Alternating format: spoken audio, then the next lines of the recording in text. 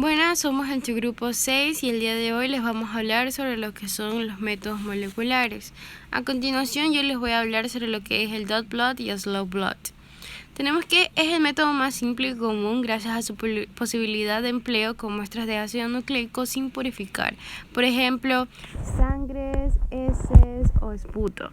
Las muestras se aplican bien gota a gota de dot plot o en manchas alargadas de slope plot, sobre lo que es un filtro de nylon o nitrocelulosas cuyas propiedades de absorción fijan las moléculas de ácido nucleico y proteínas. En otras palabras, consiste en transferir directamente el ADN a la membrana sin haber realizado previamente una ruptura del ADN ni electroforesis e incubarlo con zonas del ADN complementarias a las secuencias del ADN que buscamos. En este momento cada muestra se coloca en un punto determinado y posteriormente se desnaturaliza para que la hibridación pueda tener lugar. Se utiliza muy poco, se han usado para la detección de mutaciones de las familias en tumores, se utiliza en general cuando no es necesario fragmentar su tamaño en el ácido nucleico. Es una técnica adecuada para el estudio de múltiples muestras o la valoración semi-cuantitativa utilizando disoluciones séricas del ADN de prueba. ¿Qué es la PCR anidada? Se trata de una variante de la PCR básica que utiliza dos pares de cebadores. En un primer paso se realiza lo que es una amplificación en la región del genoma, para después concretar más de la región mediante una segunda amplificación más específica. ¿Cómo se va a desarrollar el primer grupo de cebador? Se desarrolla de manera usual poniendo en la parte externa de la primera cadena el cebador 1 y en la segunda hebra el cebador 2. Los PCR anidada van a necesitar 4 cebadores, 2 internos y 2 externos. ¿Qué va a depender la especificidad de la PCR de anidada? Depende de lo que es la temperatura empleada en la fase de hibridación y de la cantidad de iones divalentes que se incorpora en la reacción, además va a depender de la secuencia de los cebadores. ¿Para qué sirve la PCR de anidada? Sirve para aumentar el factor de amplificación conseguido al suponer 2 rondas de amplificación. La reacción en cadena de la polimerasa PCR es una técnica de laboratorio común utilizada para hacer muchas copias de una región particular de ADN.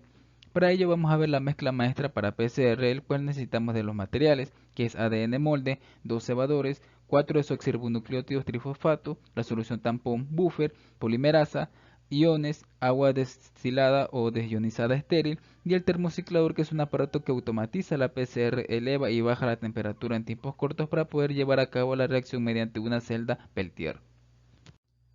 Pasos de la PCR. Las denaturalización a 95 grados centígrados. La reacción se calienta bastante para separar o desnaturalizar las cadenas de ADN. Esto proporciona los moldes de cadena sencilla para el siguiente paso, que es el templado, de 55 a 65 grados centígrados, donde la reacción se enfría para que los cebadores puedan unirse en sus secuencias complementarias en el molde de ADN de cadena sencilla. Y por último tenemos la extensión a 72 grados centígrados, en donde la temperatura de la reacción se eleva para que la Taq polimerasa extienda los cebadores y se sintetice así las nuevas cadenas de ADN. Sus características. Para ello tenemos la alta especificidad, la alta sensibilidad, la precoz, la duración, la fidelidad dada por la enzima Taq polimerasa y su rendimiento para lograr una mayor especificidad, que no siempre es compatible con un alto rendimiento. Para la detección de los resultados se tiene que realizar la preparación del gel para la electroforesis. Esto lo hacemos colocando cierta cantidad de agarosa en un recipiente de cristal que resista altas temperaturas. Le añadimos TAE, que es el tapón trisacetato. Luego se calienta el recipiente hasta que la agarosa esté bien disuelta y se le añade un agente intercalante como lo puede ser el bromuro de tidio. Luego se coloca la garosa fundida en una bandeja sobre la que se solidificará. Una vez solidificado, sumergimos el gel en una cubeta electroforética para luego proceder a añadir en los pocillos el marcador molecular y las muestras de PCR con un buffer. Se tapa y se conecta en la fuente de poder de 70 a 100 voltios por una hora. Como el ADN tiene una carga intrínseca negativa, mirará hacia el extremo positivo del campo eléctrico. Gracias al buffer de carga que le añadimos, vamos a saber cómo está corriendo el gel y gracias al marcador molecular que se encuentra en el primer pocillo, vamos a poder saber qué tamaño tienen nuestras muestras y nuestras bandas aproximadamente cuando veamos los resultados. Una vez que el gel haya corrido lo suficiente, podemos pasarlo a la luz ultravioleta para comprobar los resultados. Buenos días, compañeros estudiantes y estimado docente. Yo voy a hablar sobre los métodos de hibridación. Los métodos se basan en el estudio de las secuencias específicas de ADN o de ADN, tanto para la identificación como para su eventual cuantificación. Las técnicas más utilizadas son hibridación por disolución, hibridación por filtración, también llamadas Southern blot y Northern blot, y la hibridación in situ y sus variantes. La hibridación in situ. Este método clásico y básico consiste en desnaturalizar el ADN cromosómico a una temperatura de 95 grados y posteriormente añadir una solución que contendrá la sonda con el ADN o ARN marcado que hibridará con sus secuencias complementarias. La hibridación in situ con fluorescencia. Se utilizan sondas específicas para determinados cromosomas o secuencias de ellos. Esta técnica consiste en desnaturalizar el ADN con calor, incubar las muestras con formamida y tampón salino para mantener las cadenas desnaturalizadas e hibridarlas posteriormente con sondas específicas de determinados fragmentos de ADN. La hibridación genómica comparativa. Su finalidad radica en la evaluación del número total de aberraciones del genoma de la muestra a analizar. Se introdujo para obtener información tosca sobre amplificaciones y deleciones del ADN de tumores sólidos. Este método está basado en la capacidad del ADN para hibridar con secuencias homólogas. Hibridación Southern. Esta técnica se basa en tratar el ADN con enzimas de restricción y separar los fragmentos con electroforesis en un gel de agarosa. Ahora, para su realización se parte de ADN aislado del tejido en las mejores condiciones posibles, ¿no? El ADN, pues, al cortarlo con enzimas de restricción, se desnaturaliza para obtener fragmentos de cadena sencilla que se transfieren del gel agarosa a un filtro de nitrocelulosa, sobre el cual quedan inmovilizados. Ahora, esta transferencia es necesaria para que pueda realizarse la reacción de hibridación. El ADN queda atrapado en la nitrocelulosa y es entonces cuando se puede hibridar con la sonda radioactiva o colorimétrica. Cada secuencia complementaria da lugar a una banda marcada que adquiere una posición determinada por el tamaño del fragmento del ADN.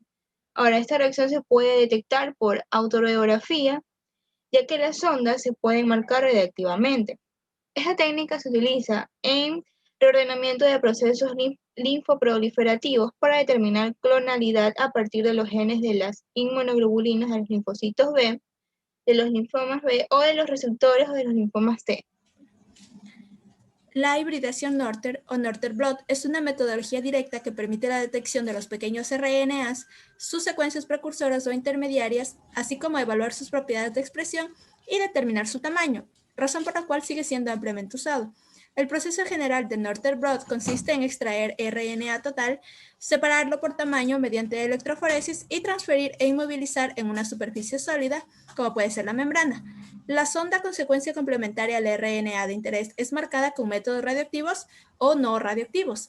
Luego se va a incorporar en la membrana que contiene el RNA inmovilizado y finalmente la hibridación con la secuencia complementaria va a ser detectada.